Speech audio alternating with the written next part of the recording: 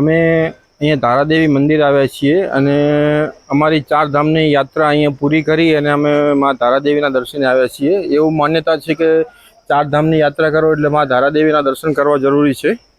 એટલે અમે ધારાદેવીના દર્શન કરવા આવ્યા છીએ. જય માં. મિત્રો, અત્યારે અમે ધારાદેવી મંદિરની અંદર દર્શન કરીને બહાર નીકળ્યા છીએ. ત્યાં વિડીયો ફોટો એલાઉડ નહોતો એટલે અમે અંદર કેમેરો ચાલુ નથી કર્યો. તો બહારથી તમે જોઈ શકો છો મા ધારાદેવીનું મંદિર. બહુ સરસ મંદિર છે. અલકનંદા નદીની વચ્ચોવચ્ચ મંદિર આવેલું છે હજી. અને અમે ચાર ધામની યાત્રા પૂર્ણ કરી અને અમે આ મંદિરને દર્શન કર્યા છે. જય મા ધારાદેવી. હેલો મિત્રો, અત્યારે અમે આજે તારીખ 21 જુલાઈ 2024 જે અમારી ચાર ધામની યાત્રા પૂરી કરીને અમે હરિદ્વાર રેલવે સ્ટેશન ઉપર આવી ગયા છીએ.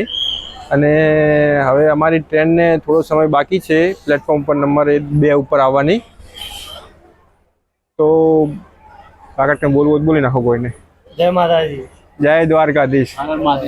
અને હા, અમારો જો આ ચાર ધામનો તમને વિડીયો સારો લાગે તો લાઈક અને સબસ્ક્રાઈબ અને શેર કરજો.